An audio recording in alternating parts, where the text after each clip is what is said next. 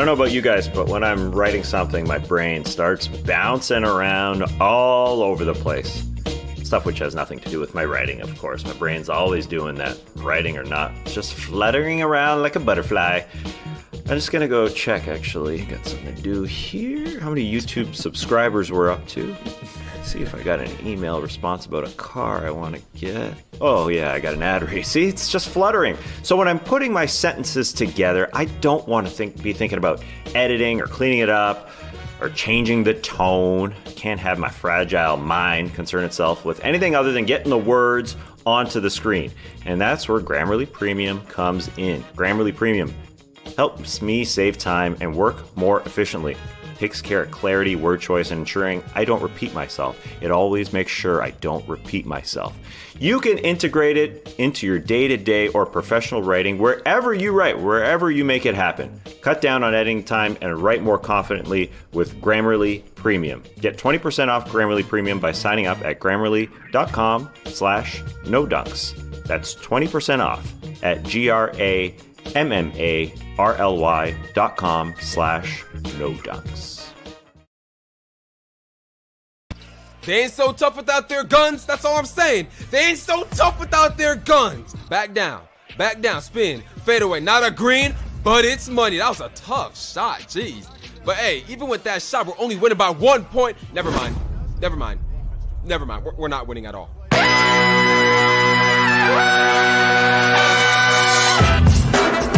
Good morning, sweet world, and welcome to the No Dunks podcast on the Athletic Network. It's Wednesday, November 10th. Happy Hump Day. I'm J.E. Skeets, and alongside me, as always, we got Tass Mellis. How's it going, everybody? Got Tass. Got our top shot hot boy, Trey Kirby. Hey-o! Hey-yo! The international man of mystery, taking it to the max, Lee Ellis. Friends. And last, certainly not least, making the magic happen, super producer JD. Hello. There he is. And here we are. Shout out to the stream team joining us here on a Wednesday live on YouTube. Let's all take a second. Hit the like button on the vid. Make sure you're subscribed. Comment away in the stream team and later in the YouTube comments. And, of course, share the show as we try and make our way to 50,000 subs. We're going to get to last night's 3 games. We'll touch on all 3 of them. We're going to hit the beach. A little beach Steppin, answer a few of the questions you guys sent in over the last couple of days. But we start with an update from the big news on yesterday's show, and that is reigning MVP Nikola Jokic has been suspended for 1 game without pay for forcefully pushing Heat forward Markieff Morris in the back on Monday night. Morris was fined $50,000 for his flagrant 2 fouls that led to Jokic's retaliation, while Jimmy Butler was fined $30,000 for attempting to escalate the altercation and failing to comply with an NBA security interview. Jimmy just wasn't going to do it. And so I don't know, maybe they tacked on another $15K for all we know. So no suspensions for Morris or Jimmy, but Jokic gets the 1 game, Lily. You thought maybe 2 on yesterday's show. A lot of us were saying 1. In the end, it's 1. Anything to add to this fallout?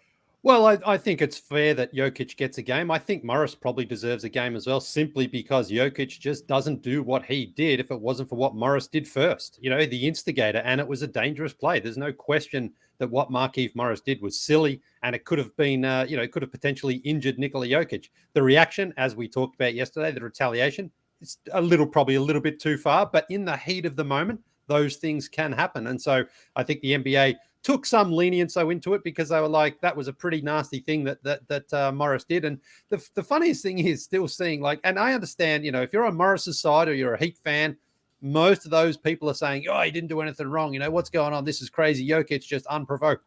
It simply wasn't the case. I mean, Nikola Jokic did what he did in retaliation to being hit with a dirty shot from Markieff Morris. And I think most neutral observers would agree that's the case. As far as Jimmy Butler being fined $30,000, you may as well fine him $10. It doesn't make any difference there. But I will say, looking back at what Jimmy did, you know, the Morris and the Jokic stuff was heat of the moment. But then Jimmy sort of saying, I've got this circled on the calendar, and you wanting to fight everyone in the arena, wanting to go to their locker room. Yeah. I think that deserves a little more punishment than a token amount of money that is just nothing to him.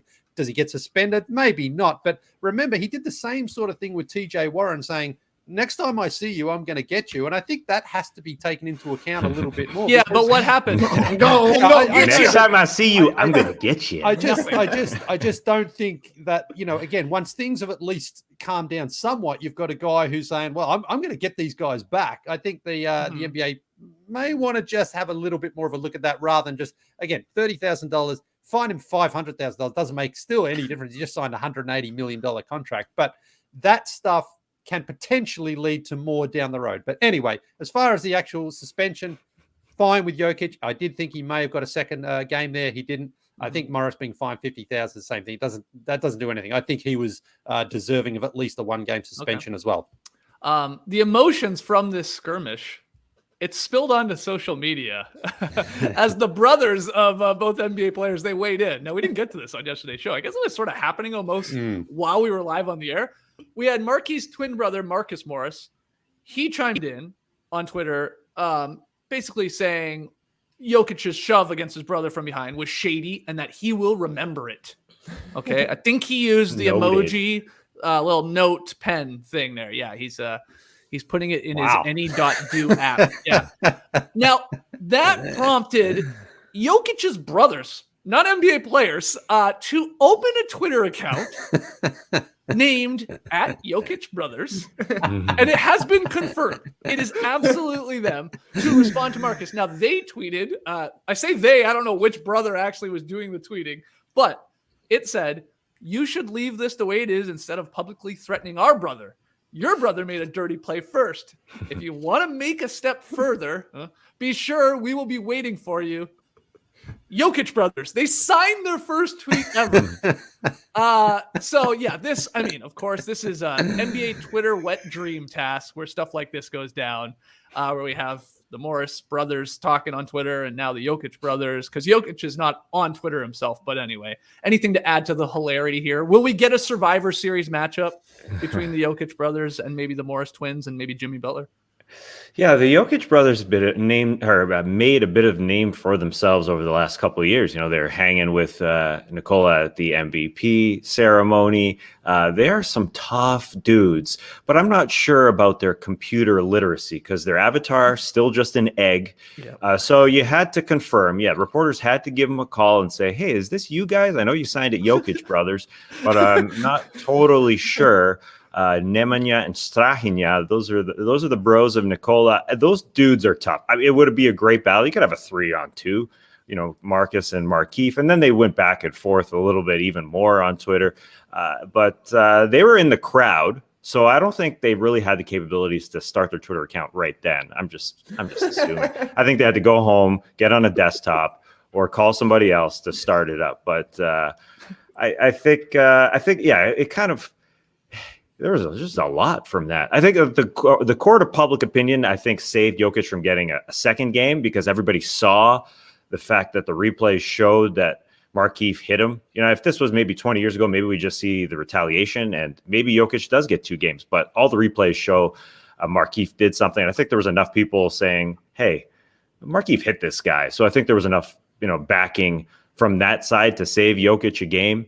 And then, Jimmy Butler's going to do his thing, right? Like, it's just him sort of putting a deposit for later in the season saying, I got your back, boys. This is just like a tip into the big coffee tip jar. Just saying, hey, guys, like he just does this thing. He just does it just so everybody knows that he's got their back. And that's all that was. He was just sitting there like, shit, I should do something. I'll stand up and yell. Yeah, I mean, they play pretty soon, which is nice. I like that because usually something like this happens, Trey, and then we look at the schedule right away and we go, oh, they don't play till March again, especially with an East and West team. They play at the end of November. Like, it's pretty soon. November 29th, Nuggets travel to Miami to play the Heat. So who knows how many brothers will be in attendance? That's what I want to know. And you said 3-on-2 task. We could do that. No, we can't. You've seen the Jokic brothers. They're too big. They're a weight class up from the Morris brothers, I think. The Morris brothers have to have a Jimmy on their team. Maybe a Kyle Lowry play the Philadelphia angle. I don't know. But I got to have somebody else. It's got to be 3-on-3 because those guys are giants. But one of them's somehow bigger than Jokic. It was a mammoth man. But Trey, what'd you think of the Twitter beef going on here? Well, let me tell you, Skeets, I'm buying this beef, no doubt about it. A couple of twins throwing down with a couple of big beefers. I don't know. Honestly, the Jokic brothers, once they started tweeting, I thought they were a lot less tough. You don't start a Twitter account if you're a tough guy. Interesting.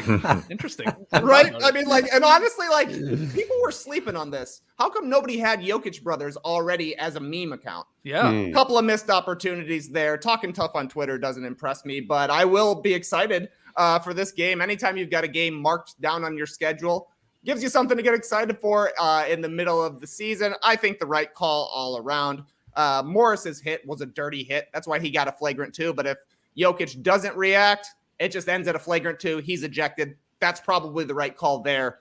And then Jokic, what he did was a dirtier hit on Morris. So I'm fine with him getting a game suspension here. And yeah, Lee, you're saying $30,000 is nothing, but that's 1,500 cups of big face coffee. And you saw how long it takes Jimmy Butler to make those. He's got to get up at 4 a.m. to start working out. So if he's going to make 1,500 cups of coffee, make his money back, he's pulling a bunch of all-nighters here. So I will be happy when this story is over until we get to the fight again down in Miami, and then it'll be fun for another couple of days. Oh yeah, I can't wait for November 29th, like I said, which I think is a Monday too. It's not for us at least, Lee. It's not buried on a Friday night or a Saturday. You know, I'm pretty sure the 29th is a Monday, so that is exciting. And again, I hope we have the Jokic brothers there, and we have Marcus Morris. I don't know where the Clippers are playing that particular night. Yeah, I never seen a photo here of the bros on both sides there of Jokic. Okay, maybe I exaggerated. Not as big as Nikola Jokic, but pretty damn close. I just hope they all come trotting into the arena on the back of the horse, the harness races, horses like Nikola Jokic does. That would be the way. Like the cavalry is coming, Oh my goodness! I will say, I wonder what would have happened in terms of how many games Jokic would have got if Morris was, let's say, stretchered out ultimately from that game. Like they brought it out. He's either playing it up or he's legit hurt. I mean, there was some whiplash. Don't get me wrong. Like his neck snaps back because he wasn't expecting to get hammered in the back from Jokic. If he's taken off on a stretcher and he's out, I don't know, for games, I wonder if the punishment is more severe. I'm glad he's not injured and he's going to continue to play by all accounts. But I do wonder because it reminded me. Did you guys ever hear like urban legends? Because I'm convinced that's what they were, but maybe they weren't.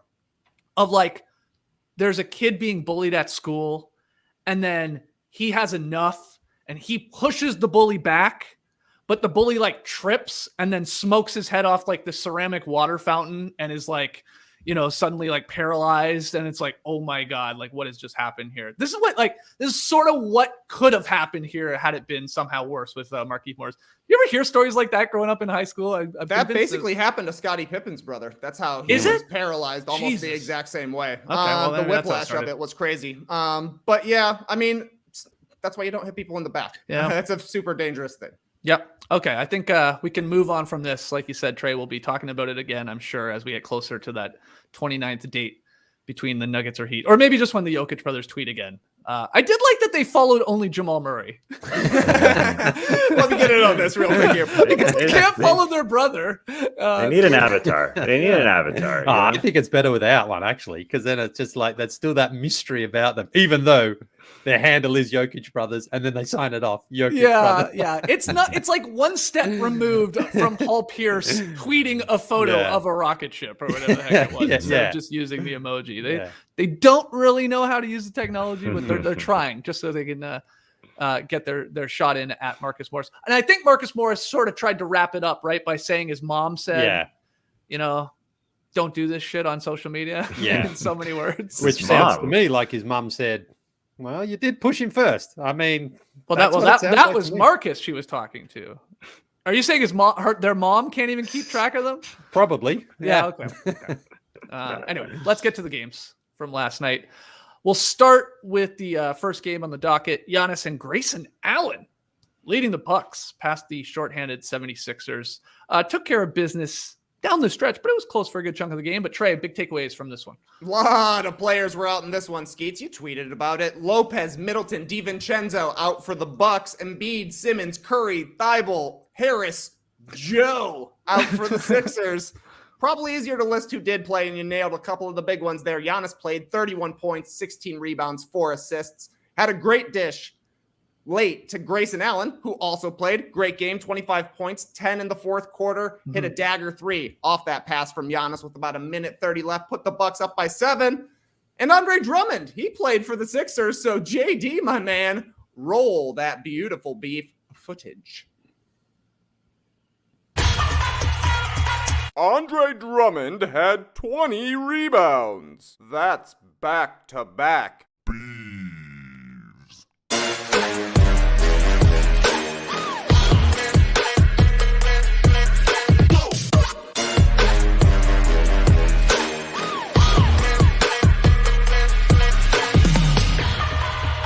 That's a lot of roast beef, which is rebounds.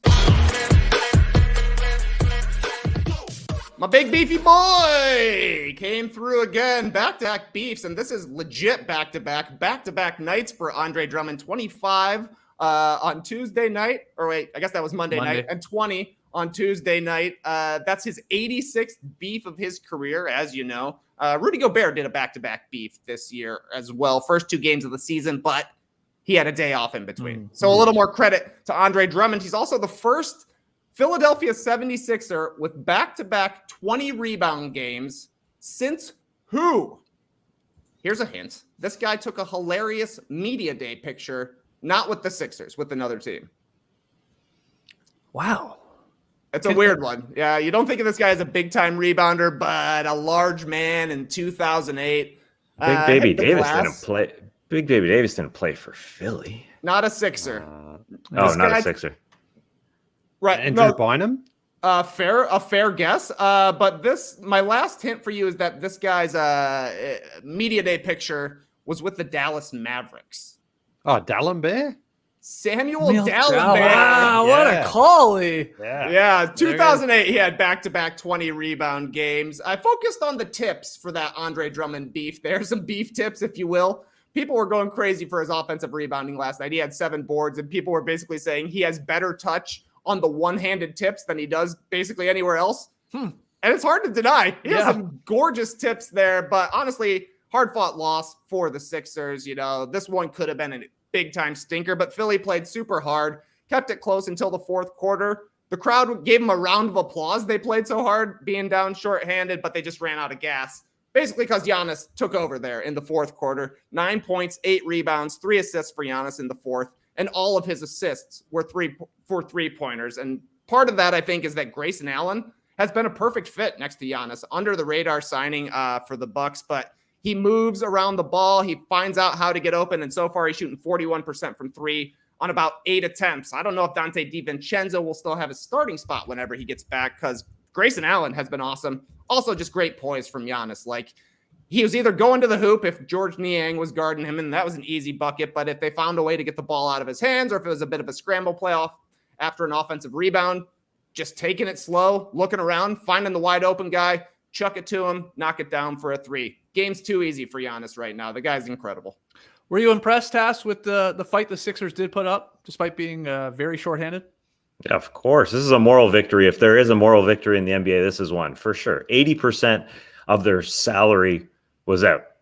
That's how much they had to depend on guys that were deep down. Yeah, Derek Bodner with that stat. And the fact that a guy like Tyrese Maxey, who's filling in for Ben Simmons, looks this good this early in his career, year number 2, he's been steady over the past 8 games, 16.6 points on great percentages. It's not just a quick little stint, 53% from the floor and 50% from 3 over that span.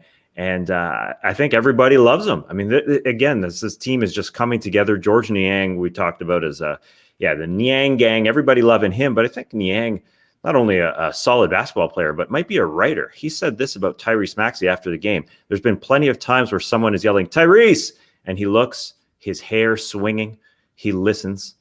He doesn't ever complicate things. He just goes up there and he goes even harder. I mean, he's a writer. I believe in this Sixers team. They just it's something that I would want to write. His hair swinging. But the Sixers just love each other. The fact that back-to-back nights to be able to fight against this Sixers team.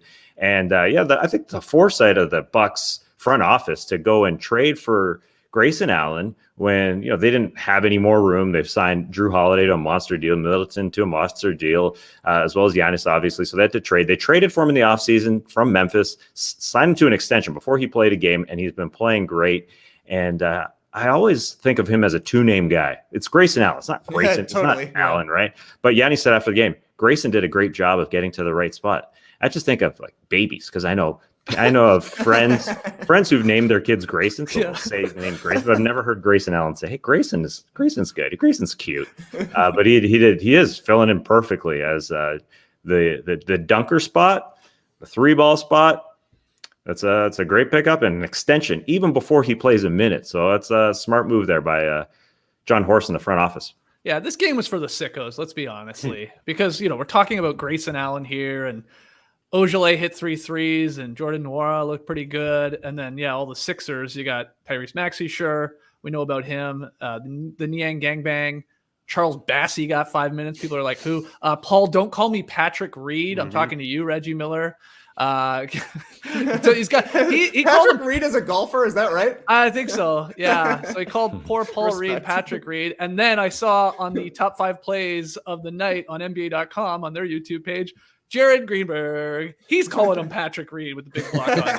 So, once you start doing it, you start like thinking it's his name. It just feels more natural than a Paul. But anyway, the point is, Lee, all these guys. What I kept thinking watching this from the Sixers side of things is, are there other teams, other GMs watching this game going, maybe we could get that person also in a Ben Simmons trade. Maybe they could throw in, player X to then make it happen. I don't know. That's kept crossing my mind, but what do you think of this one? Yeah, well, the game doesn't wait for anybody. And Tyrese Maxey right now is out there saying, you know what? I don't care if Ben Simmons isn't playing. I'm going to try to make the most of this opportunity and show that maybe I could be a starting point guard in this league. I don't think he's quite there yet, but he was certainly full of confidence last night, hitting all the shots he could, all those little mid-range doodahs, they were dropping in. And it was, I couldn't resist. Sorry. I know.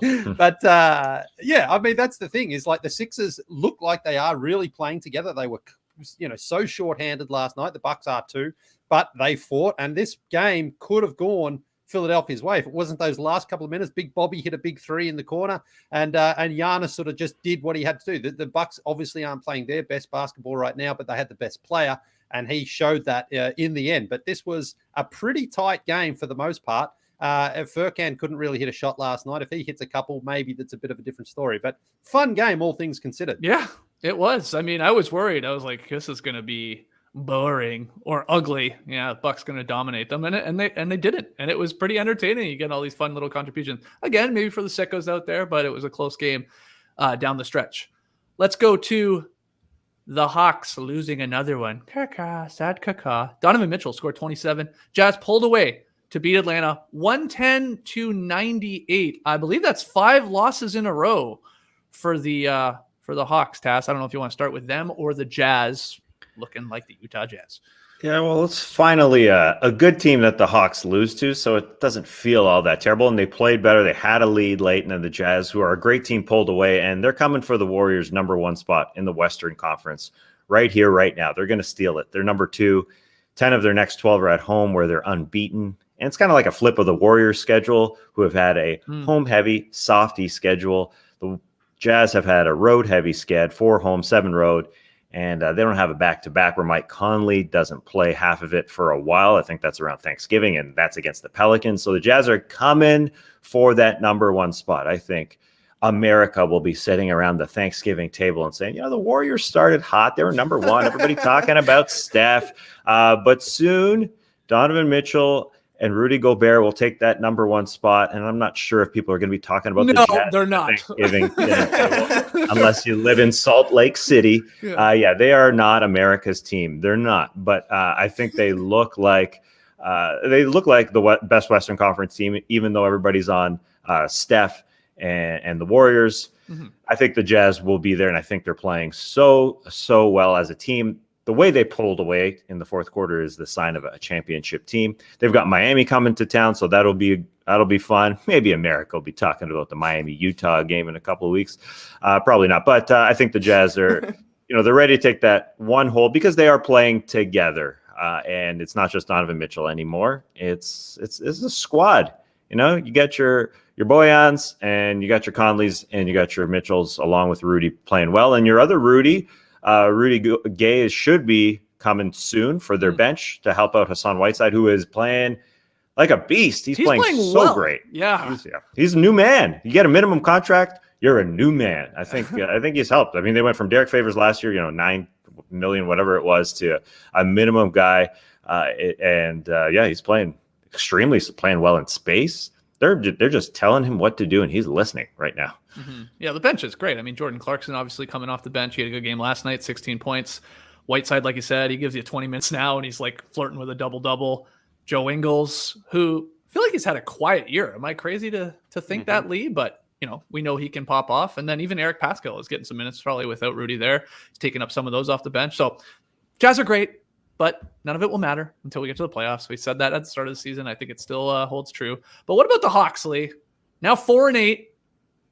Do you think we could be seeing them possibly fire Nate McMillan and rehiring Lloyd Pierce and just see if it works again after the slow start? Yeah, look, it has been a bad start for the Hawks. A little bit shorthanded last night. That doesn't really matter anything, though, when you're in Utah. It's one of the toughest places to win no matter what during the regular season.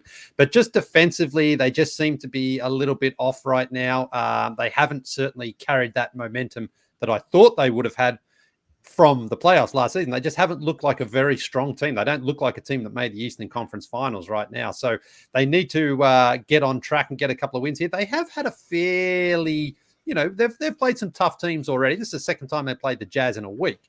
Jazz are one of the best teams, of course. So, they've had that. But I thought the Hawks were supposed to be one of the best. So did I. But they just can't win on the road. That's their problem. They've played 8 road games and they're 1-7, Atlanta right now. So, and last night we saw Danilo Gallinari was good in the playoffs for the Hawks last season. He was good for the Thunder in the season before that. But regular season Gallo, man, he looks about 1,000 years old there out on the court. He's just far too slow. He had to get a few extra minutes last night because they were missing Hunter and Bogdanovic.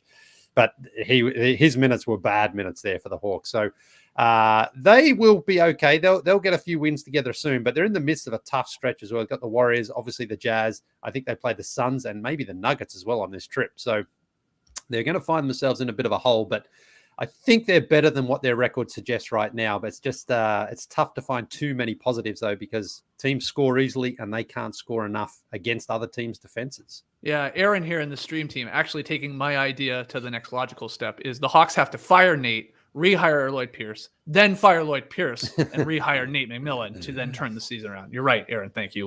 We eventually got there. So maybe that'll be happening if they continue this slow start trade. Anything to add to the Hawks Jazz game from last night?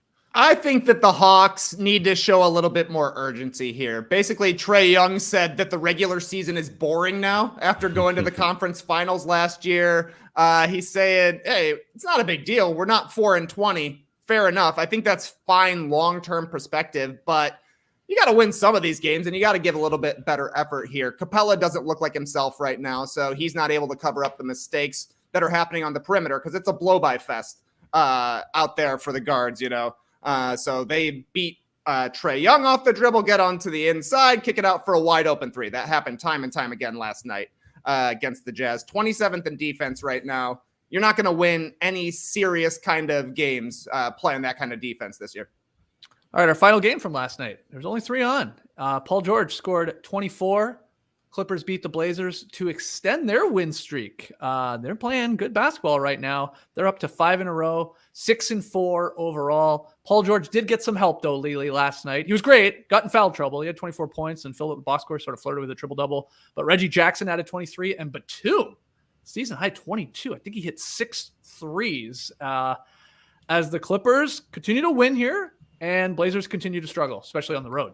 Yeah, Nick Batum's been shooting a good ball all season with the 6 threes there last night. I think he's up to 60% for the month. And Reggie Jackson with the 23 there because Paul George was good, but he was in the foul trouble. And he and Damian Lillard, there's a good beef history between those two. So this one had a real, battle out between these guys who was going to get the win. And the Clippers, they have won 5 straight now. They've beaten the Timberwolves, the Hornets, and somebody else but the Thunder, I think it was in between that. So, not tough, but the Blazers were their toughest team that they had to beat. It was a good game. It looked like we were going to get some Lillard time there in the fourth quarter. He hit his first 4 shots when he checked in. Then he picked up looked like a bit of just a sort of mid-body strain or something on a play there. He looked almost a bit like LeBron there, that he was feeling it in the midsection, and he kind of cooled off after that. So that really, in the end, cost him. And the fact that Paul George hit the game-sealing 3-point play over Lillard, he was pumped up about that.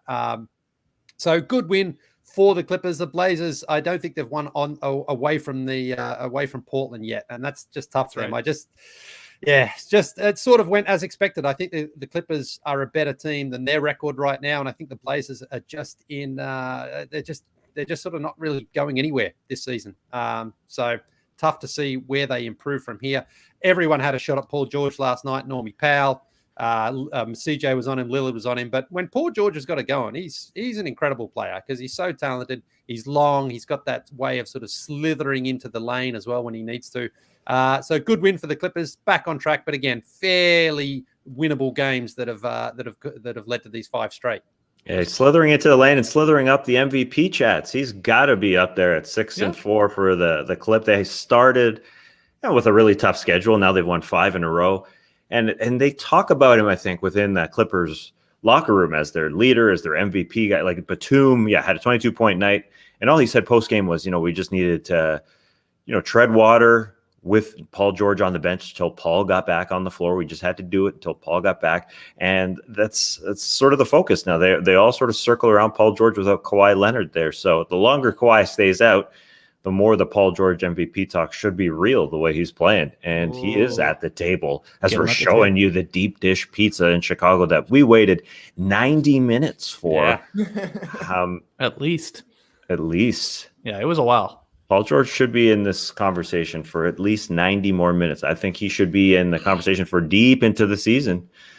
That's the question. We said this in the preseason, Trey. We said Paul George will be at the MVP table through the first couple weeks, maybe months, maybe a little bit more. Can he stay there, or will he have to take a piss and leave the table and somebody take his seat? Because he's awesome. I mean, his usage percentage, highest it's ever been of his career. That's pretty wild. He's averaging 26.7 points per game, 8.3 rebounds, shooting, 36%, I think it is, from 3. He facilitates for this team. He's the closer for this team. He's one of the best defensive guys on this team, maybe in the league still on the wing position. So he's there, but yeah, can he remain there is the cue. Maybe he'll finish top 5 in MVP voting, because that can constitute a seat at the table for the entire season. Yeah, sure. That would. Yeah, sure. I've been impressed with the Clippers. 5 straight wins. It's basically just been finally hitting some threes, and that's kind of the Clippers' MO for this season. They're going to be playing small and getting up as many threes as they can. Last year, they shot over 40% as a team, so that's a huge chunk of offense.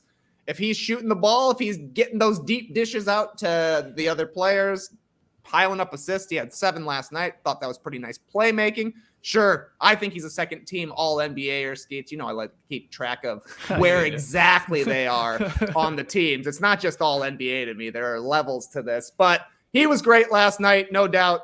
Reigning player of the week, cool for him. And also Reggie Jackson, I thought, was unstoppable in the fourth quarter. He was just living in the lane. Yeah, I mean, I know you're going to start seeing those MVP lists soon here as we get a couple weeks into the season. We said, I guess, on yesterday's show, I mean, Curry's there. Jokic is probably there. Durant is there. Jimmy Butler is probably still there with the Heat record to start the year. Giannis has to be in the mix. Well, that's 5. And then, it's Paul George, DeRozan. Is it Mitchell or Gobert for the Jazz? Is Embiid in the conversation? John Morant. I mean, there's a ton. Luka with the numbers he puts up on a team that is winning games, even though we think the Mavs are basically 2-8. They're not. Mm-hmm. So will he be there top 5 at the end of the year? He's been there before, hasn't he? Finished 3rd one year. Yeah. That was an OKC year there. So I wouldn't say I think Jokic may not be at that table, although he was my pick for MVP. Just the way things are going. We'll get to the Michael Porter news. That's going to hurt them a lot. But I think Paul George can stay at the table, for the whole season, especially the corner table like us. No need to get up to go pee. You can have a sneaky little pee under the table there. Oh, that was no one will see. No one will see, Paul. With Lillard, you said like that little injury he maybe picked up in this game, Lee, and there's been a lot of talk. Maybe he is injured and that's continued from the summer and stuff like that. He looked perturbed post-game, and his comments about the offseason rule changes to try and take away players relying on non-basketball moves to draw fouls. This might raise some eyebrows. This is what he said, quote, I feel like the way the game is being officiated is unacceptable. I don't want to go too deep into it, but the explanations and stuff that is getting missed, I felt like coming in, the rule change wouldn't affect me because I don't trick the referees. I don't do the trick plays. And he had a little bit more to say. I didn't rig shit. So, I mean, he shot 11 for 23 last night. Okay.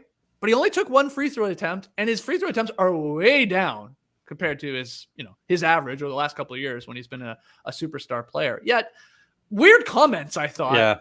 The guy's obviously frustrated with himself and with the record, especially away from the Moda Center. But anything you would add to what he was saying? He looked perturbed is the best way to put it.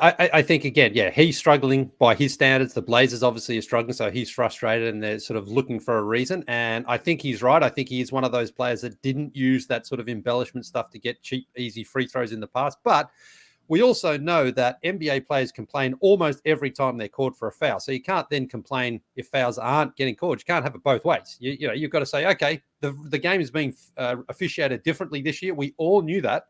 We all knew that coming in, that they're not going to be calling a lot of those fouls that are maybe touch fouls or people trying to get the call. So, if you're going to then complain, well, fouls aren't getting called, then you can't then complain later on if they were to change it back and say, well, now other guys are getting fouls that aren't really fouls. Do you know what I mean? Like it seems to me that, people are complaining about it, but how many times throughout the course of an NBA game do you see a guy get called for a foul and he's like, what? I didn't touch him. I didn't do anything. So, I think, again, I've said it all season long. I think the game is incredibly more fun to watch right now. I think there's a lot more contact being allowed. Yep. I think it's the right direction the league is going in.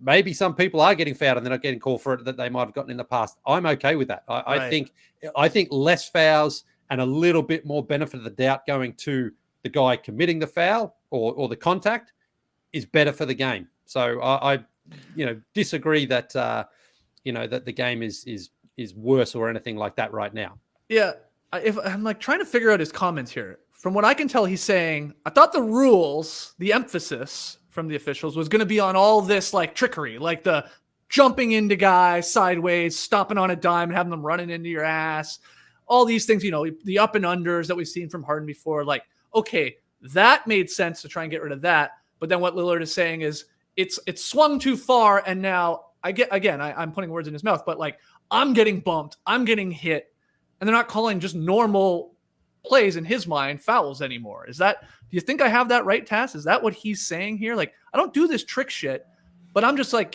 I'm getting hit in here and I'm driving in here and nothing's getting called now. And I'm not saying that's right or wrong, and whether he's right or wrong, but I think that's what he's trying to get at.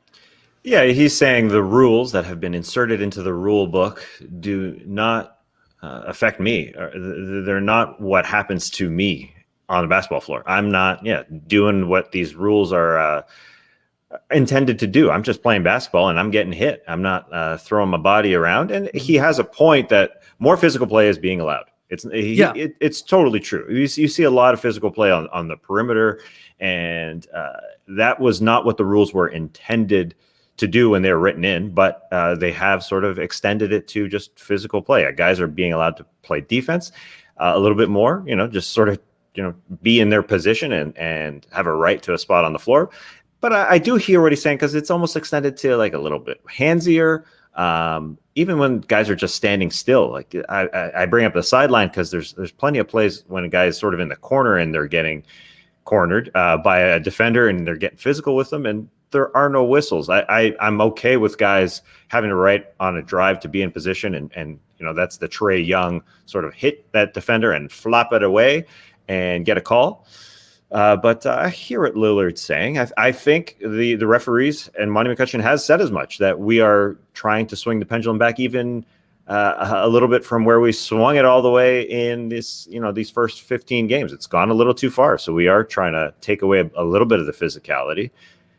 Although it's fun and it's great to watch and there's less whistles, I'm sure a lot of the smaller guards like Lillard are moving towards defenders and getting hit. And it's not because he's flopping, but it's because he's getting hit. And defenders just have a little bit more leniency these days. They can get away with a little bit more. Trey, what do you think? James Harden kind of said the same thing. I mean, we know that he is more of a trickster than Damian Lillard is, but he said basically the exact same, that, there are these new points of emphasis, but also some of these fouls should still be fouls.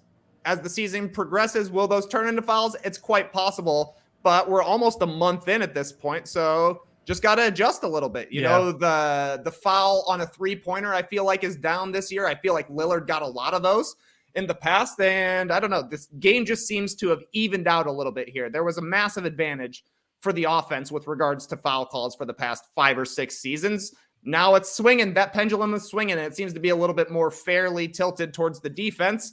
But eventually the players on offense, the best in the game, will learn new tricks and new ways to pick up these foul calls. So once that happens, and once Lillard starts getting into the lane and drawing his fouls, he'll go to the free throw line more. But everybody's playing under these rules right now. Free throws are down for basically everybody. So got to figure out a different way to do it. Yeah. And, the truth is here with the Blazers, it's your defense, which sucks ass. Clippers shot 52% again last night, 53 from deep. They beat you in the free throw game, getting there. I guess that is tied into what Lillard is saying a little bit, but they need to get some stops. Lee, I want to see them trade CJ McCollum and, I don't know, Covington for Ben Simmons and filler. Make it happen. But I wonder now with this investigation into Neil Olshey there in Portland, what impact that has on any deal being made if the Blazers continue to struggle out of the gate. Like who is the decision maker in this situation? Is it just the next guy in line? Maybe. But I don't know. The more you watch a Portland and we don't need to go over this again because we've said it a million times, but it's like, what's the end game here with this current roster? I don't know what it is. It's not good. We know that it's not going to be winning a title. So maybe make this move. Try and get Ben Simmons out there. We'll see if they do it.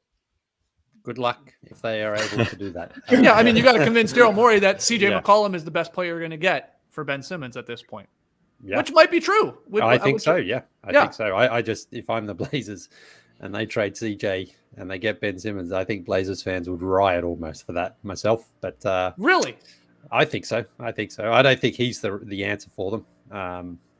But I mean, McCollum hasn't been either. Yeah, I mean, no, I know. They've ran this team back so many times. I get that, but I just look at the situation with Ben Simmons right now. And again, he's a ball handler. Lillard is their ball handler. So unless Lillard's going to be then playing off the ball, which I don't think he would like to do, I don't think that really changes a whole lot for him. But it's also, again, the reputation that Ben Simmons will bring. If you get the best version of him, great. But we just haven't seen the best version of him for so long now. Again, they need some fucking stops. They need to stop somebody on the perimeter. He might help on that. Well, yes, of course, he's an upgrade defensively, sure.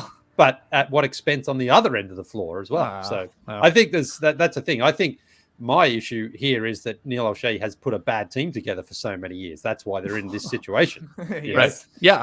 And that's the thing. Like Lillard and CJ, they were drafted. Other than that, I mean, they gave up a first round pick to get Larry Nance Jr. I mean, that to me is like, that's not helping anybody out. So, the real problem here is, despite whatever's going on behind the scenes there with Neil Olshey, in terms of his actual performance as the GM there in Portland, hasn't done a good enough job there either. So that's why the Blazers are just treading water again.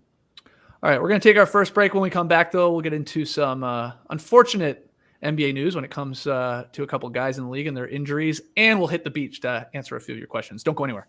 Oh, a new advertiser for the Donkey Boys today. Canva Pro, a design platform that empowers you to create and share stunning content in just a few clicks. And I gotta say, I'm legitimately excited to be doing this ad read because, as I mentioned, my sister is in town visiting this week. We started talking about content slanging since she's deep in the social media game as well. She's making graphics and videos for her real job and for her small business. And when I asked her what she uses to do all that stuff, much to my surprise, her answer was Canva Pro. Whoa. Legitimately, she loves it. She's been using it for a while. Asked her why she likes it, and I'm not joking when I tell you that her answers sounded like advertising copy. And I quote, "It's great for big businesses and small businesses alike." She actually said alike to me. I couldn't believe it. She said designing with Canva is amazingly fast and fun, and of course, she mentioned that Canva Pro has endless premium fonts, photos, videos, and more. That one I actually did read from the ad copy, but the like part was 100% factual. I asked her if we should be using it, and she said totally. It looks great, and it's so easy. You are the best big brother there is. So take it from me, who's taking it from my sister. Designing together has never been easier. For just $12.99 a month, you and 4 teammates, hey, that adds up perfectly for the Donkey Boys. We can unlock everything Canva Pro has to offer, and right now you can get a free 45-day extended trial when you use our promo code. Just go to canva.me/nodunks to get your free 45-day extended trial. That's canva.me/nodunks. Canva.me/nodunks. If you've ever wanted to make your home feel safer, there is no better time than right now. This week, our friends at Simply Safe are giving No Dunks listeners 40% off their award-winning home security. We love Simply Safe around here because it has everything you need to make your home safe. Indoor and outdoor cameras, comprehensive sensors, all monitored around the clock by trained professionals who send help the instant you need it. 40% off, man. I got Simply Safe when we moved into this place back in April, and I paid full price. But I'm not even mad because I love the thing. The cameras, the sensors, I installed the whole thing myself. Felt really good, but to be honest, it was very, very simple. You can easily customize a system for your home online in minutes and even get free custom recommendations from Simply Safe. These are Simply Safe's biggest discounts of the year. You can get a complete home security system starting at just over $100. There are no long-term contracts or commitments. It's a really easy way to start feeling a bit more peace of mind. Take advantage of Simply Safe's holiday sale and get 40% off your new home security system by visiting simplysafe.com/nodunks. Again, that's simplysafe.com/nodunks for 40% off your entire system. Hurry, because this offer ends soon. Raise the bar of your entertainment with Sonos Beam, the compact, smart soundbar for TV, music, and more. I got one. JD, I think you got one as well. And Oh, yeah. this thing is sick, guys. The first thing we used or watched when we set up the Beam was The Harder They Fall, the new Netflix movie, Western. Oh my goodness. The vocal clarity. Downright scary, I'll say. It's incredible. And I know this is a great product because my wife and I, we didn't get into an argument when it came to mounting it because it was very easy, very, very simple. So that was great. And then you get the app. We already have the Sonos app. Boom, it's right there. And there's a fun part. JD, did you do the whole, I think it's called True Play, where you tune your speaker and you have your phone out and you walk around your room and it's like boop, boop, boop, boop. Yeah. Just, I guess you're sort of just setting up the acoustics of your room with the Beam. It's reading the room, and it tells you exactly how to fill the room up with sound. It's awesome. It is. It's a lot of fun. I just did it twice to make sure we really knocked it out of the park, JD. I did it once. It was fine. I was like, I'm going to do this again. It's like 60 seconds of me walking around the room. And you got to be extra quiet. Yeah. So I'm like, don't say anything. Don't breathe, Nora. Get the dog outside. We need perfect sound in the room here. Setup is a breeze. Only 2 cables. Automatic remote detection. So go get yourself a Sonos Beam. We have the Move. We use that a lot. That's the portable one that we can take around. But now this one in the bedroom, firing up League Pass games at night, Lily, and just again, you can hear the bing bongs in MSG. It's that crystal clear, even when they're losing to Ricky Rubio going off. So go to Sonos.com to learn more. Again, that's Sonos.com. All right, back with No Dunks. Everybody's saying the vocal clarity is crystal clear here on the StreamYard today with your boys. So that's happy to hear. Got some news, some unfortunate news, though I think Tass is up to something with this first one here. He's got his voodoo doll out or something here to try and get Ricky Rubio into the All-Star game. But Cavs starting guard Colin Sexton will be sidelined indefinitely after suffering a knee injury in Sunday's action versus the Knicks. The team said Sexton has a meniscus tear in the knee, which will require additional testing and evaluation. They didn't say anything about surgery, but, I mean, he's going to be out for an extended period here. So tough news, task for Sexton, but good news for your Rubio All-Star case, I guess. Sure. Yeah, I wonder if JD planted that Sonos ad just before we talk about Colin Sexton, because you mentioned Ricky Rubio going off and MSG sounding great. Not quite the acoustics of Barclays Center that was built for concerts, but a pretty good sounding stadium. Colin Sexton, probably out a month or so approximately. This is, who really knows at this point, but he'll be back. He'll be back to earn his contract a little bit later on in the season. He needs to, play well to try and get an extension. And you might think these Cleveland Cavaliers, they might fall off because he's their leading scorer at 16 points per game. Are you guys hearing an echo, or is that just me? Sorry to point that out. Echo. What? Vocal clarity? Boom! I know. We jinxed the fuck out of it. Gone. There it goes. Yeah, it's right up in my ears. So let me turn myself off. Now I feel better. Colin Sexton, 16 points per game. He's their leading scorer because this team does it by committee. They've got 16 guys between 13 and 16 points per game.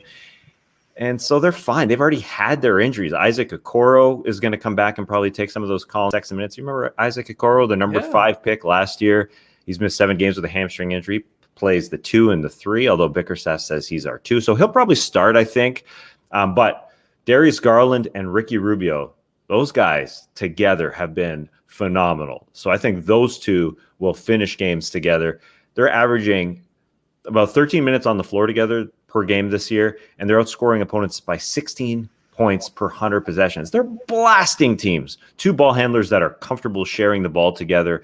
I think in a perfect world, without Colin Sexton having been there for a long period of time, I think those are the 2 guys that you start and finish games with, and Colin Sexton would be your 6th man.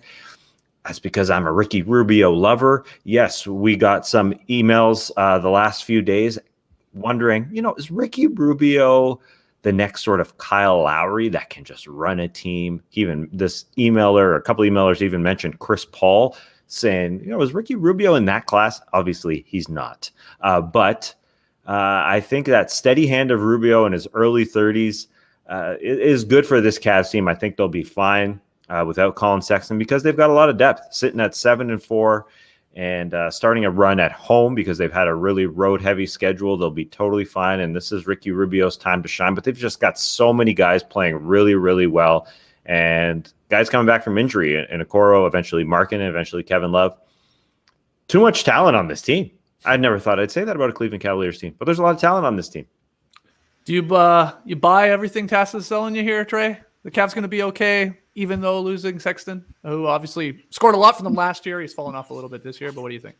Yeah, I think they'll be fine. It is weird. He's in a strange position where he's leading the team in scoring, but I feel like he's the player you hear the least about on the Cavs, except for now that he is going down with an injury. But yeah, Rubio will step into the starting lineup, and maybe that helps with the Cavs as well, because right now Colin Sexton is averaging more turnovers than assists. As we know, he's out there to try and get some buckets.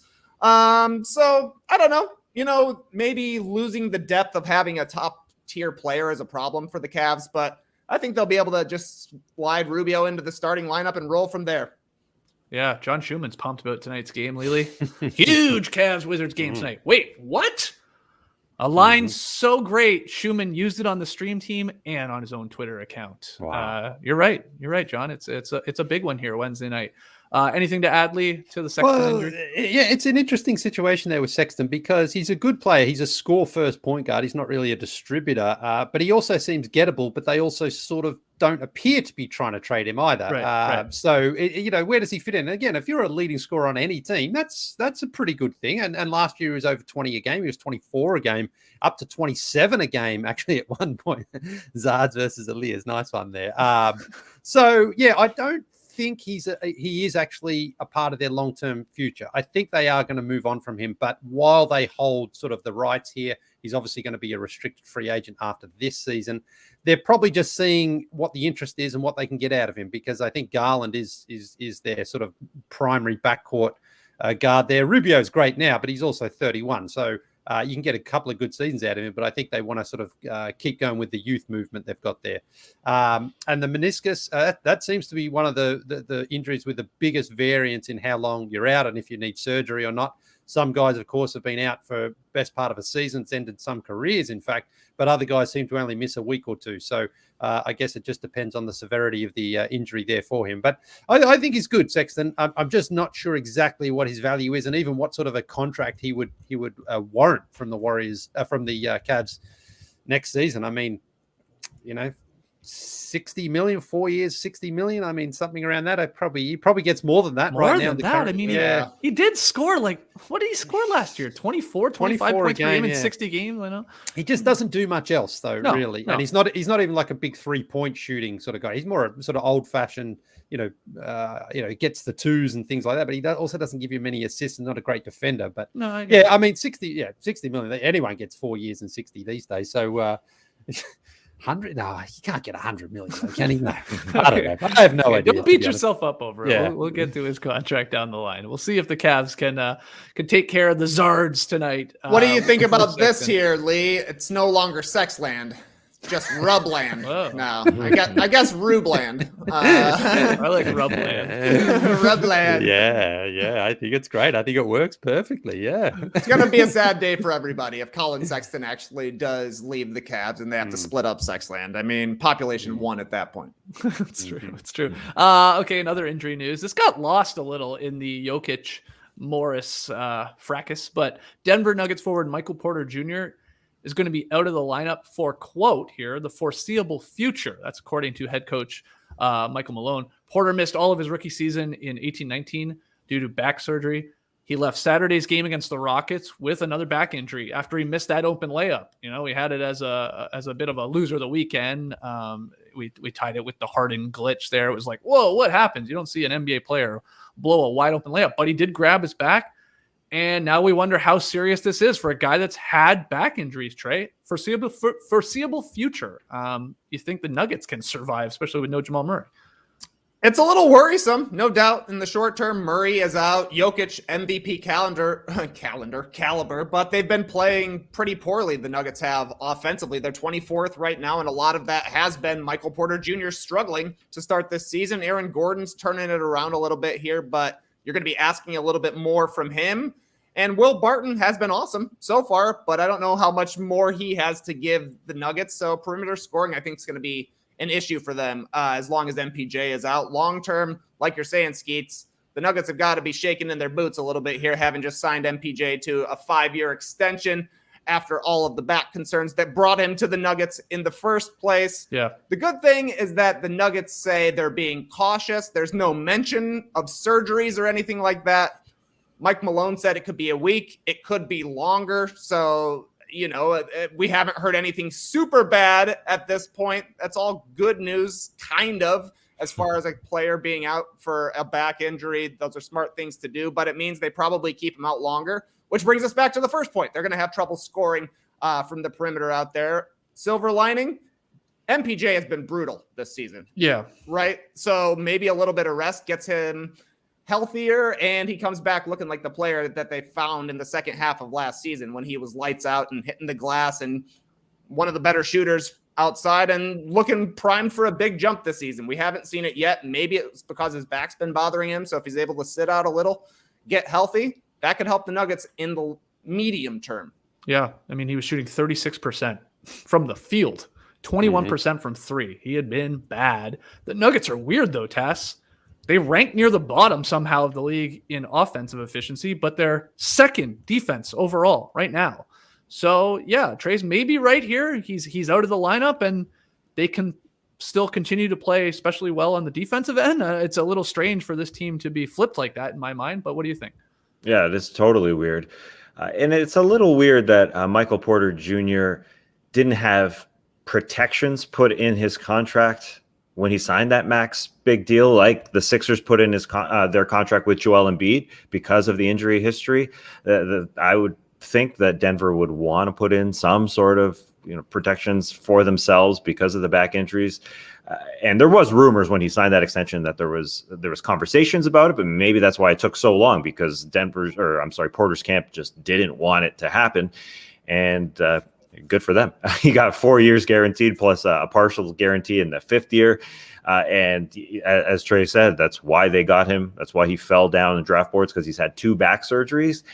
And yeah, I'm no doctor, but the herniated discs, what he's had surgeries on, the bulging discs way back when, I'm sure can flare up again. As I don't know if Steve Kerr's a doctor either, but Steve Kerr has repeatedly said, if you can avoid back surgery, do it.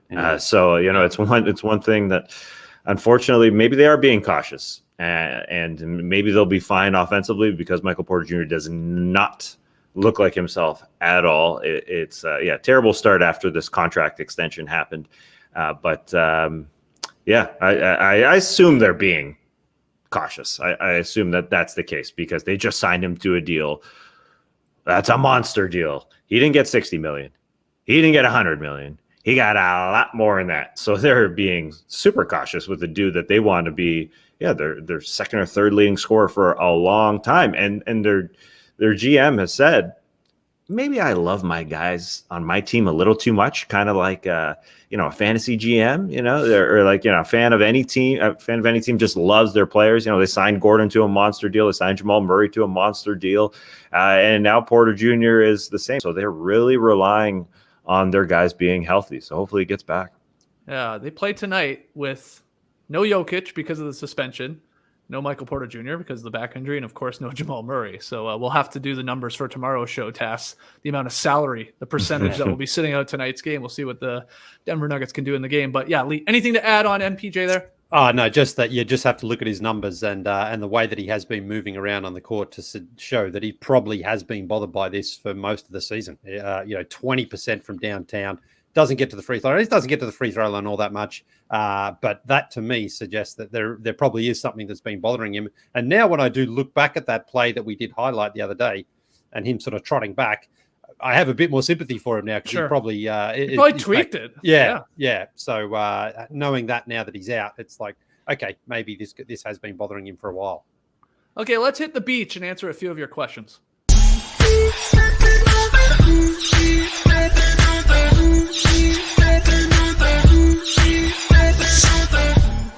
Yeah, a little beach stepping here on a Wednesday. Keep sending in your cues. NoDunks@theathletic.com if you want to email them in, or you can tweet them in at NoDunksInc. That's INC, or drop them in the YouTube comments below any of our videos. Our first one here, this is a fun one. Hello, No Dunks. The first nickname I heard for Gary Payton II was the Mitten. But recently, he said he likes Young Glove. So despite how fun it is to say Mitten, I will respect his wishes and call him Young Glove. But it got me wondering, what are nicknames someone almost had that you wished had stuck? Turn Up Guy is awesome. That's from Brett in San Francisco. Thanks for the fun email there, Lee. I know we tweeted out this question too and got some great responses this morning from some of the people out there. But what do you have, Lee? Well, I've got a couple here. The first one is a nickname that I gave to a player that even I've forgotten about, really, and that's Luka Doncic. He was the donk. Even Maria Taylor on Game Time one night said, "Oh, the donk is going off during the playoffs." So I thought, wow, it is starting to catch on. Right. But that was it. I think, actually, since then, I don't even really call him the donk, so I'm not sure how it's going to stick. But I still think it could work for him. So it's difficult because he has such a great first name. If his name was Paul, Paul Doncic, then okay, now you're maybe trying to do something with that second. But Luka, it's just it's such a great name. Yeah. Luka Magic, Wonder Boy. I'm not a fan of Luka Magic, I'll say. No? Nah, that's too lazy to me. Same reason I'm not a big fan of Jokic being called Joker. Oh my Jesus, are you okay? No, man. No, that's the problem. Literally all these people are doing is saying, oh, these sound the same. Here's a nickname for you. Ridiculous. Same as like naming Goran Dragic the Dragon. Yeah. Right. Just sounds. Got to have a little bit more creativity here. That's why Big Honey should have stuck for Nikola Jokic rather than the Joker or the Joker, if you were. Okay. What do you have, Tass? He's a Joker. I'm upset with Gary Payton II not wanting the Mitten. It's a great nickname. Pretty good. I know he doesn't like it because it's just a lesser version of a glove. I can understand why he's not smitten with the Mitten, but Young Glove, it doesn't roll off the tongue. No, the Mitten. The and a word is good. The glove, the mitten. You're not going to be young forever either, GP2. I hate to break it to you. He'll always be younger than He'll always be the younger than original. Tag, I guess. Young Glove. I mean, it's cool. It sounds like a rapper's name. It doesn't sound like a basketball player's name. Yeah, okay. IMO. Anyway, we always said around the office, where's Juancho? Juancho Hernan Gomez. Where's Juancho? I love Where's Waldo this time of year. I love looking around for Juancho Hernan Gomez. And it's time good. of the year? Hold on. What do you mean? This time of the year you like Where's Waldo? Or Yeah, Where's Juancho? he's a Christmas. Waldo's a Christmas guy. I never thought of Waldo as a Christmas guy. Why red is and that? red and white. You're sitting around. Hat, I guess, doesn't he? The hat, the Santa kind of hat. You're around family around the holidays. You need things to do. Oh, let's pop open a book. Okay. Where's Waldo? Yeah, my Zoe likes. My daughter really likes Waldo. So I'm Juancho hasn't turned into enough of a player to have a great nickname, but I'm still looking for Juancho. Where's Juancho? Nate Robinson. His nickname was Crypto Nate. He was just like 10 years too early. That's a good point. He would have been good. Lots of sponsorships, lots of cryptocurrency sponsorships would have come his way, I think. Maybe he's boxing. I don't know. And Josh Harrelson, his nickname Jorts. I think he could have connected with Lee a little bit. I guess Lee, you don't wear jean shorts though, do you? Not really. No. They're shorts. John Cena. Yeah. I think jean shorts are back. You tell me, Trey. I'm okay with them. I think if you have a little cuff on the bottom, you can rock them. but if you're a standard John Cena guy, nah. Like if you don't have a cuff, not cool. Yeah, John Cena shorts. I don't want to see him at all. But you can pull off a nice jean short. How do y'all feel about Andrew Wiggins being Maple Jordan? Take that one back. I've always hated that one. Yeah. I mean, if I'm being completely honest, this guy doesn't even feel Canadian to me. He doesn't want to play for the Canadian national team. It's like, he's sort of dead to me in that sense, being a Canadian. We'll go to his second nickname on Basketball Reference, Junior Jordan.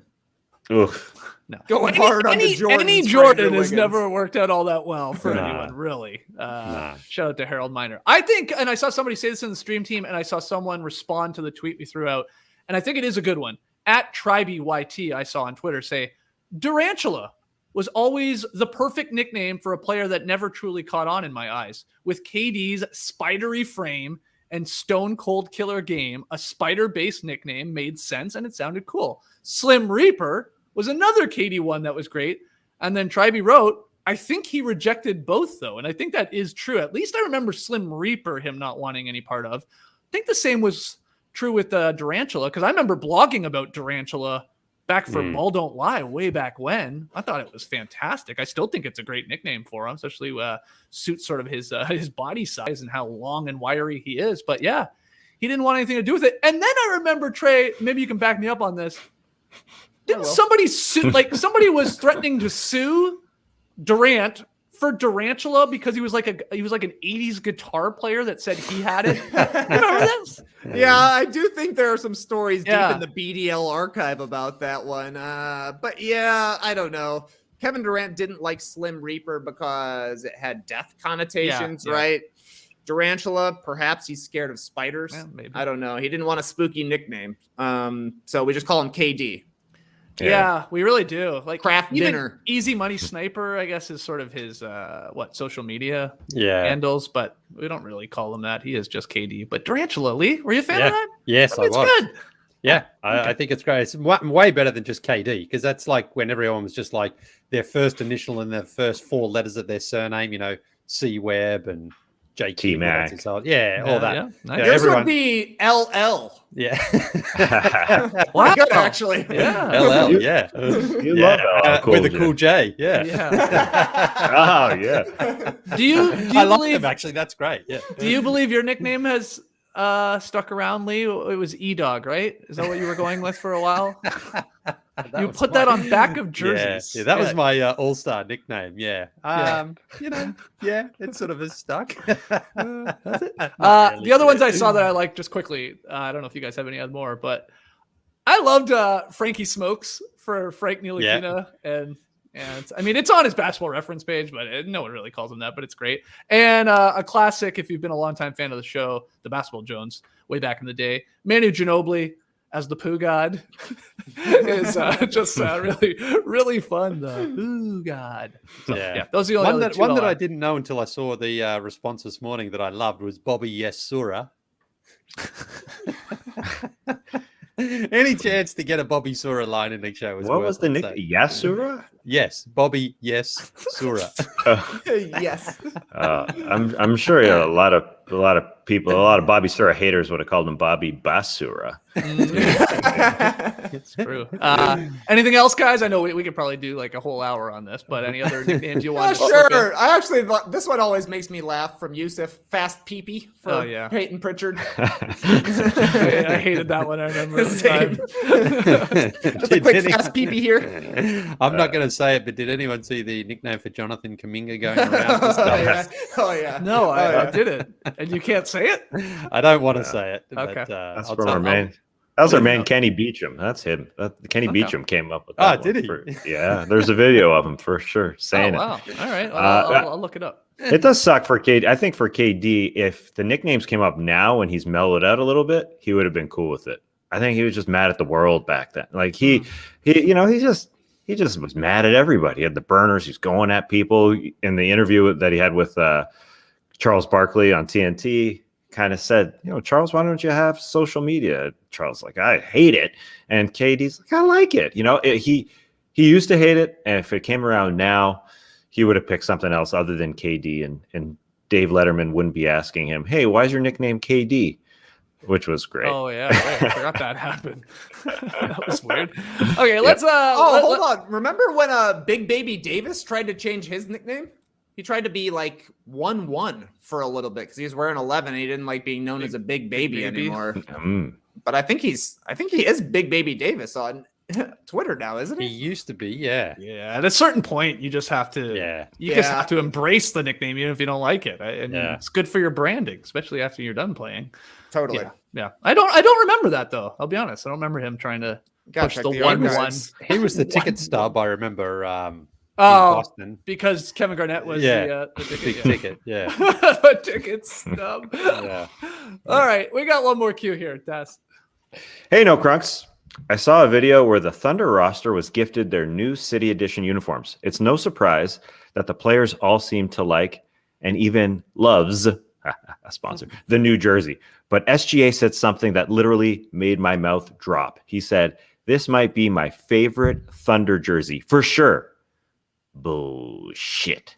There is no way Trey's undershirt is his favorite Thunder jersey. Yes, it does resemble an undershirt. All white. I refuse to believe it. I think he went above and beyond with his praise to preserve the feelings of the Thunder higher-ups.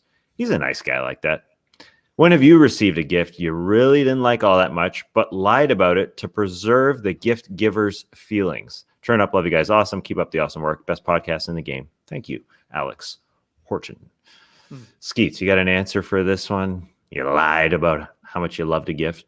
Yeah, a little bit of a story time here. Nora threw me a 40th birthday party at our old house, the ugly house on Kenmore by the KFC. And I started opening some gifts. I got salt and pepper shaker set and a firefighter pug calendar. And then I opened my gift from my friend Lev, who was over. Small wreath. That's all it was. Tiny little wreath. And like sort of played it off. Like, okay, thanks, Lev. He could see that I was skeptical a little bit. Though I told him I liked it. I tried to make that very clear. I was lying. That wasn't enough for Lev, though. And he wanted the gift receipt back. And I tried to play it off. And the party kept going, trying to open more gifts. He wouldn't let it go. If you love it as much as you say you do, and as much as you have been saying, then it shouldn't be a problem if I take the receipt back. So I eventually just gave up. I gave the receipt back to Lev. And then Lee, he ate it. Oh. He straight up ate it. Very weird, right? Oh. But, it gets crazier. He then started to say he was feeling sick, like he was going to puke like Anthony Davis. And he said, Lee, not because he ate a gift receipt, he said it was because I had mud pie on my hands, that I had shit on my hands. Yeah. which was true. I used too small a slice. Okay, in the shitter. So things got so intensely. I suddenly had our other friend, Melissa. She was eating another gift receipt to see if the paper was making Lev sick or my shitty hands. She was fine in the end. What is going on with this? Everybody freaked out. Rick was screaming something about my house being covered head to toe and shit. A cake got flipped over. The entire party left. And then, to top it off, my friend Lev died. So I guess the moral of the story is, Lee, the next time you receive a gift you don't like all that much, don't lie. Could kill your friend. And also use more paper towel when you're wiping your ass. I don't know if this is true or not. I can't. Does your friend Lev, does he eat paper a lot? Yes. Or is it like, this was not a one-time thing? He's eating paper all the time. He says he ate it all the time. I mean, rest in peace, but yeah.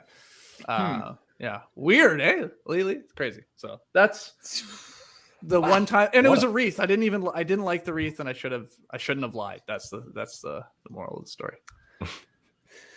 Don't eat paper, I think, is the moral of the story, really. Also good.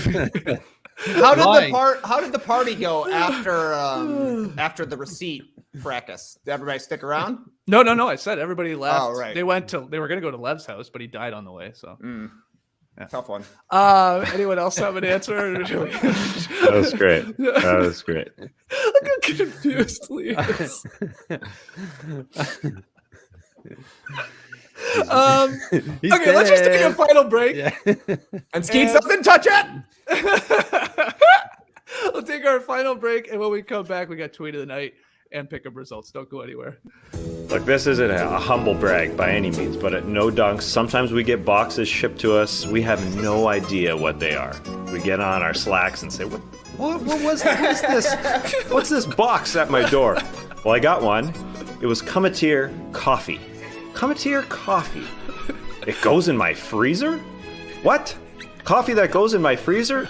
I don't have space in my freezer. I've got cheese pies on cheese pies on cheese pies. Frozen coffee went into my freezer. I had to, cook up some cheese pies. So I cooked up some cheese pies. I played with the dry ice. The Cometeer came in. Ooh, and I had my coffee. fun. Yeah, it's fun. Yep. Super fun. Dry Anytime ice you can is play a with it, blast. just put it in the sink. Smoke it up. Yeah, it's pretty fun. So, Cometeer coffee, pocket-sized recyclable capsules. You melt your coffee to make it. No equipment needed. These capsules, like those other capsules, like your standard coffee capsules, but these are recyclable, baby. Anyways, plan for the morning. Ready to go. Danielle got to it first. She just added hot water to the frozen coffee. Done. No equipment needed, as I said. She added a little milk, and she really enjoyed it. I had mine black. It was so quick to make, very convenient. It was definitely smooth, and I like having a big cup of coffee because I've been an espresso bro recently, so I like that contrast. And we were running a little late, so it was nice not to have anything to clean up. And as I said, I'm a recycle man. Nice to have the first fully recyclable capsule. No more taking capsules somewhere to recycle them. As you guys know, you got to go take them to a shipping center. I got to do that today. Yeah. Yeah, and they end up smelling like ash. They literally smell like ash after a while. Not ASS, but they smell so bad after sitting there. So it's nice to just be able to go to your recycle bin, give it a hug, and put in those recycled capsules. Anyway, we've got a special offer just for our listeners. For a limited time, you can get $20 off your first order, 10 free cups, and shipping is always free, but only when you visit Cometeer.com/nodunks. I can't read. That's Cometeer. COMETEER. I was skeptical. I mean, it's brewed coffee you melt to make, but Danielle has already requested we get some more. What? She better go to Cometeer.com/nodunks to save $20 on her first order. Cometeer.com/nodunks. Hey, you. Yeah, you. Did you miss the biggest sports headlines from last night? Ever wonder how that might impact this week's bets? Relive the best in sports from the night before with BetMGM Tonight, presented by BetMGM. Live shows are always the most fun and authentic, and with BetMGM, that's what you get. BetMGM Tonight is a high-energy live destination for your casuals and hardcore fans alike. So for everybody, it's engaging, polarizing, relevant. Get caught up in the sports betting world with a heavy dose of entertainment. Every detail matters when making bets. BetMGM Tonight dives deeper to help give you the edge. Not Bono, the edge. It's fun to bet on the game. It's even more fun when you've got the inside scoop. Tune in to BetMGM Tonight, presented by BetMGM. Listen on Audacy, Spotify, Audacy, Audacy, Spotify, or your favorite podcast app. No dunks here. Just to circle back to that story, Lee, the worst part, if I'm being honest, was right before Lev left and then unfortunately died later that night, is he said, nobody liked my house anyway. And that really, that stuck with me for a long time. Yeah. And that's why we moved. Yeah. I miss that old house on Kenmore, the KFC sign that you could see through the front window. Let's get to tweet of the night. Tweet of the night. Wow. Twitter. JD, tweet of the night. What do you got? Yeah, so tonight's tweet, or last night's tweet of the night, actually comes from a fan of the show, Jacob Ruggiero. And Jacob had a little bit of criticism for us. He says, I was pretty disappointed with No Dunks today. They didn't even reference the news that Vin Diesel made a public plea for Dwayne Johnson to return to the franchise. I thought this was a Fast and Furious podcast with some basketball on the side. Wow, Jacob, you are absolutely right. We totally whiffed it on that one. We did 10 episodes, 10 over 2-hour episodes of every Fast and Furious movie, including Hobbs and Shaw. And it's actually shocking that this hasn't come up before now. And Jacob, of course, is referring to the olive branch that Vin Diesel extended to his quote unquote little brother Dwayne. And here's what he says. I'll read a little bit of it. What a fucking weirdo this is. It's very strange. So this is how it ends, basically. Legacy awaits. I told you years ago I was going to fulfill my promise to Pablo. Pablo is Paul Walker for the uninitiated. I swore we would reach and manifest the best Fast in the finale that is 10. What a weird sentence. I say this out of love. But you must show up. Do not leave the franchise idle. Nice pun. You have a very important role to play. Hobbs can't be played by no other. I hope you rise to the occasion and fulfill your destiny. Wow. Now listen. When we finished Fast 9 was with the final one we did. I mean, I was very much in the camp that The Rock is not coming back. He said over the summer, I'm not coming back. So this is like, I don't know if this is just a delayed response to that comment. Like, it's weird timing, but I will say they're starting to shoot Fast 10. It's actually two movies back to back. They're starting to shoot in January. So we're talking 2 months. And are you telling me that Hobbs is in the script and The Rock has said that he's not coming back? I mean, what is going on here? I mean, the movie is supposed to come out April 7th, 2023. I mean, I don't see how this is going to happen. Okay, JD, I have a question. What would be funnier to you for these, if it's a 2-part movie? So Hobbs written into the script, but somebody else playing him entirely. Okay. Yeah. Could be funny. Yeah. Or would you prefer if The Rock is absolutely not doing it? And why would you want to work with this weirdo anymore? I don't know. But if he didn't, would you rather just they write him out of the script and Hobbs is not in it? I mean, I think that has to be the latter. You have to write him out. You have to kill Hobbs somehow. But nobody ever dies in this franchise.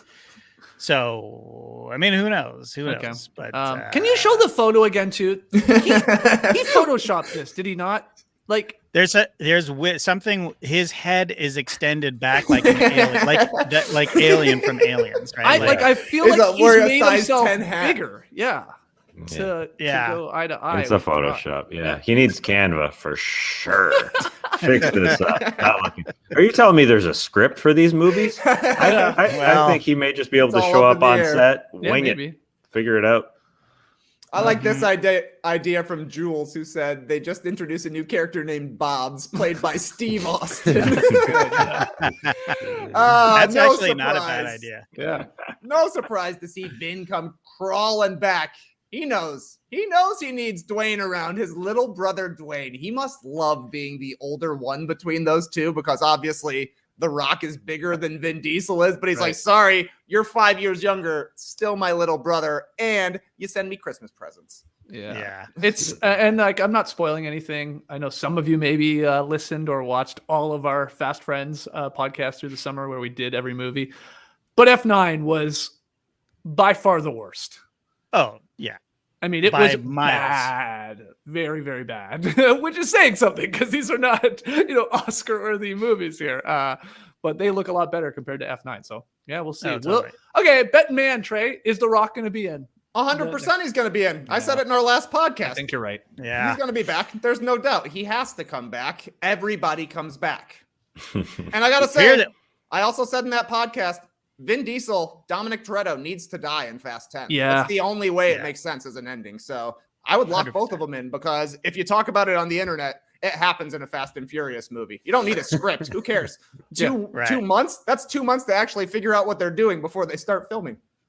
Yep. Yeah, I fell down a total rabbit hole here, and I got into the Giselle. Is Giselle coming back? Who, of course, is Gal Gadot's character. And I was just like, what if she comes back like Idris Elba's character, like super bionic? Like, I mean, she's got to, right? That has to happen too. Like, there's these theories that Mr. Nobody faked her death somehow. I'd like to see that retcon. That is something that I would like to see explained, how she fell off a car that was riding on a plane. I mean, he just caught her, scooped her up. I said it at the time on that podcast. Like, why are we to believe that she's dead? Nobody dies. Right. So we haven't even seen her body. No. Han we saw actually blow up, but Giselle just faded off into the darkness, man. She's coming back. They're all coming back. I can't stop looking at Vin Diesel's head now in this Photoshop. It does look like Alien. It's so long. Yeah, that's weird. It's so long. Why didn't somebody do that for? Why didn't somebody Photoshop it for him? No doubt. There's got to be a better Photoshop out there. Yeah. I agree that he is coming back, because I don't think this would actually be a public plea where you would call someone your little brother and expect him to accept. This is just publicity. Hey, little bro, come back on. Why would The Rock want to be called little bro to Vin? Doesn't jive. Another reason he's coming back, I mean, The Rock, obviously a world famous wrestler. Everybody comes back in wrestling. Always. You always come back. You're never retired. You're never done. Even though you said you are. Nope. You'll be back hosting a WrestleMania or starring in the car at WrestleMania. So, like, yeah, he'll be there. He'll be there. I love this comment from Alex G. Sure. In his contract, he has to have a longer head than The Rock. I mean, you joke, Alex, but it might be in there. My short-headed brother Dwayne.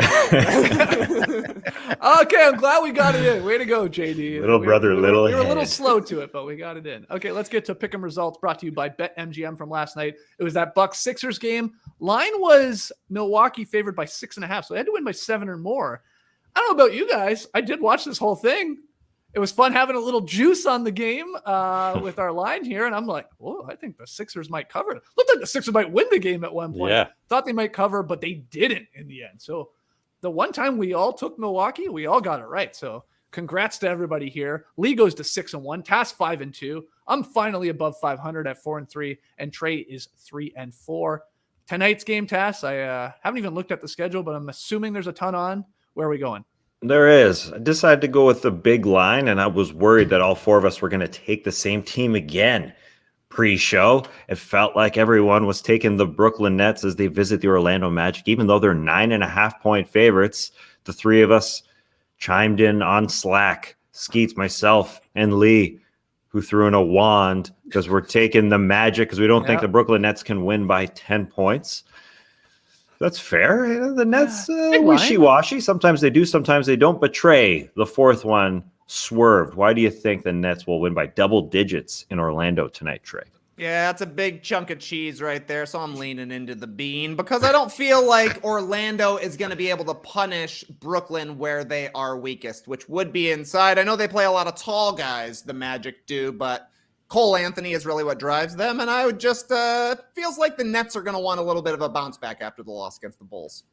Yeah, I thought it was strictly because you wanted to prove that the Bulls are back. So if the Bulls beat Brooklyn, I mean, they're just by far and away the best team in the league. So Brooklyn's going to smash the Magic by 20. But I think it'll be fun for, it's a league pass game, I assume, but people got to watch the Magic a little bit. They're fun. They're fun. Cole and Franz and Mo. They got some players. All right, Cole and Franz and Mo. Hopefully you're watching Nets Magic. Brooklyn's got to win by 10 or more for Trey to get that W. Otherwise, everybody else will get the victory. So good luck to you. Okay, we'll call it there. Fun show. A little I think you should leave, and then a little fast and furious talk. Email us, nodunks@theathletic.com. Keep your questions coming. Never know when we're going to step on the beach. Hit us up on Twitter @NoDunksInc, or drop a comment below this vid. Grab yourself an Athletic subscription. Go to theathletic.com/NoDunks. I will say, for you Survivor heads out there, there's a lot of games on tonight. Also, a new episode of Survivor. And we obviously have the No Buffs Survivor podcast that we do. Trey, JD, Jason Concepcion, and myself. We're going to be going live tomorrow at 4 p.m. Eastern on the No Buffs YouTube channel. So a little bit earlier than normal. We're usually 5:30. We're going at 4 p.m. Eastern if you want to join us live, and then we'll flip that around into a podcast that will be available on that separate feed as well. Very excited for tonight's episode and all the NBA action, which we'll be back tomorrow to talk about in detail. Until then, Clipper Bros. You heard it here first. Have a great time. Turn up. Love you guys. Awesome. Thanks for joining us. It's 11:37 Eastern. My wife just texted me because we have a 12 o'clock appointment, and she said, I think you should leave right now. So got to go. Embrace the day, people.